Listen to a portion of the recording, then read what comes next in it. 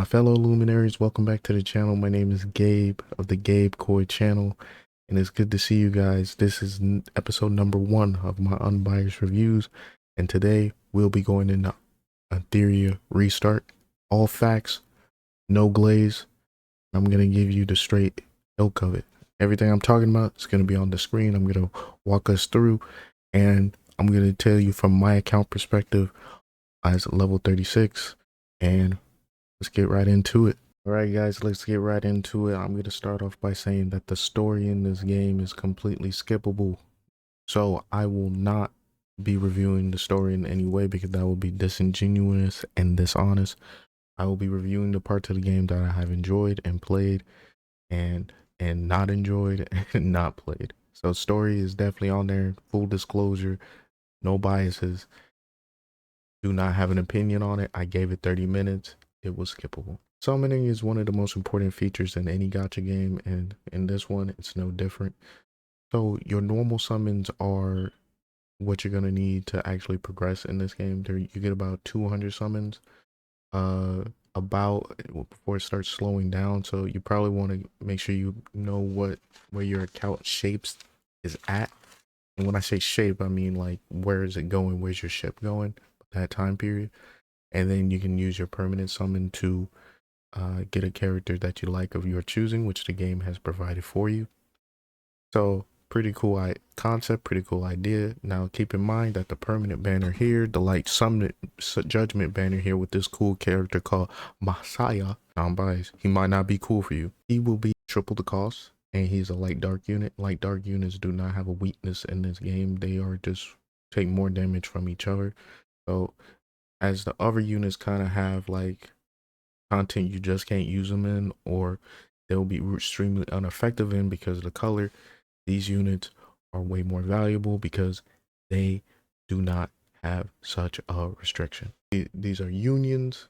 I joined this one because I like the name, and you see right now a feature is locked, so I'm gonna give like a half review. Anchor Recon is your guild boss that you do every day.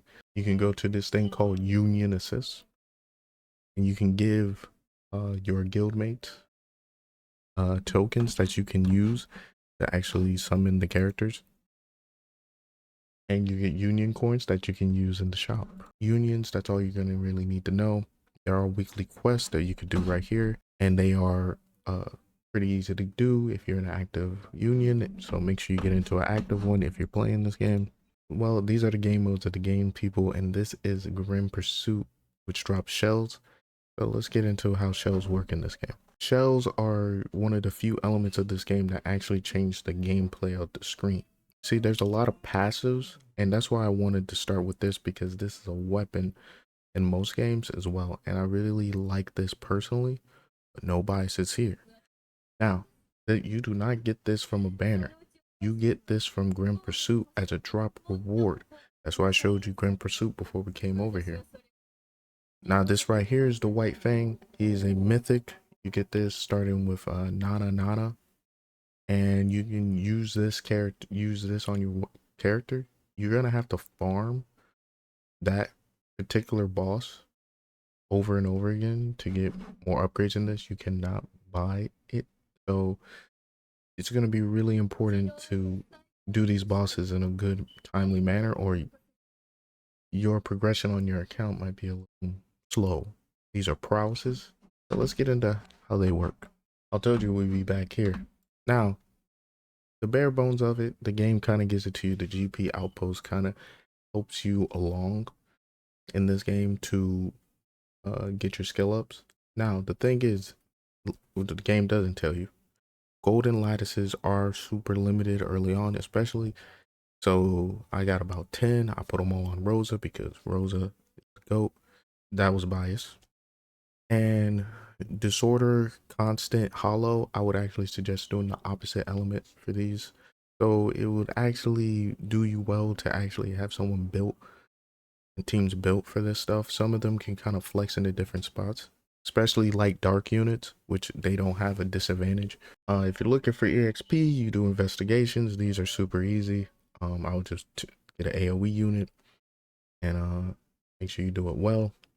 Now I would be remiss to tell you that even though I have skipped every part of the story, you do have to walk around and use these control keys to actually use it, joystick feature to actually get across in there. Same with this mode called Ember Shrek, where you would have to move your character around and do that, even though it's a turn-based game, kind of like Honkai Star Rail if you played that game. Now thresholds are pretty difficult in this game because you need them to progress, and you get 3 bosses, each with their own unique mechanics. Teramaton, Doki Doki, and Honora. So, and each of them drop different modules. The modules do not change your gameplay outwardly like the shells do, because the shells got little floating things actually doing stuff on their own. These will affect your character's crit stats and stuff of that nature. Let me give you a good example. So as you can see, there will be matrices effects, which is kind of like set bonuses that you can grab. And also your attack and speed is exactly where you want it to be. Crit rate for that matter as well. Remember, you do get bonuses to your crit rate if you're facing the opposite element.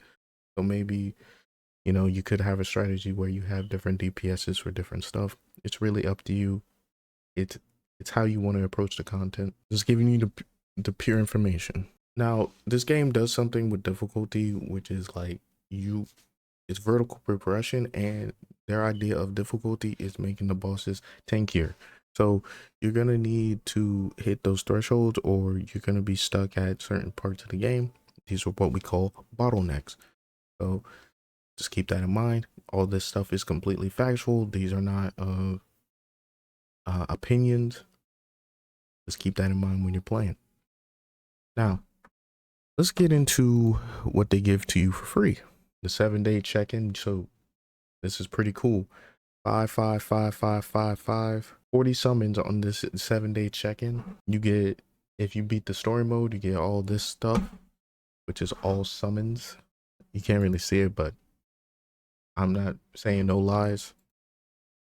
On day 7, you do get Ling Lo, who's a great healer. Unbiasedly, she's a great healer. She can be used in most content. Leaf for Pursuit, if you actually beat the bosses and Threshold, Ember Trek, and all that stuff, you will gain rewards as you go up through them. So the game does give you rewards for actually being good at the game. Thank goodness. It's always nice to see. But remember that things are going to get progressively harder as you go up in the game. So don't think the good times are going to keep on rolling with the summons. They got to make their money somehow. But you can say they're very generous by gacha game standards. That's some opinion. That's something you can figure out on your own.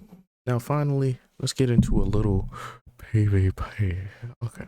As of right now, I only have 2 game modes unlocked. I'm pretty sure this last one is a tournament. That is a non-fact. Platinum is the rank I am currently at. There are ranks you can get up to. This is the real-time arena. This is where you'll matchmake and play against other people and their teams, and you can rank up in the reward. As you can see, I have not played this yet. Just haven't seen a reason to in terms of rewards yet, but that's my opinion. Platinum Etheria is basically you're playing against bots, and those bots are players, echoes of their team, phantoms of their team that you'll be playing up against, controlled by AI. So, a little easier to rank up, and you do not lose points if you if they attack you up to platinum. I don't know anything past that. There are a few modes that I personally have not touched, so I do not have a opinion on, which is cubic game. I have not touched cubic game at all, so you would have to get your information from elsewhere. Shell Story is basically a game board that you get rewards from, and if you could collect all 7 of your wishes, you get a reward. Might sounds familiar. And these are limited events, and cubic game is a limited event, so I guess this will be going soon. So now, one of the key things I need to explain to you is PvE and PvP are directly tied to each other, so please make sure that your modules are right, make sure your gear is right, and your team is good before you start going in ROTA and the regular PvP, because you will get smacked by whales and people who spend a bunch of money in the game. That is my non-biased review of Etheria Restart. The game is up to you guys. What happens with the PvP is up to the fans. What happens to this game is up to the fans. What happens in general is up to you guys. Do y'all like what they're doing in Etheria Restart? Give me your voice. The comment section is open to you. Illuminate it. Hopefully I did not besmirch any of you guys with my opinions, and I hope you have a wonderful day here on the YouTube and Etheria Restart. Thank you for enjoying my video. Y'all be easy out here. Stay lit, my illuminator.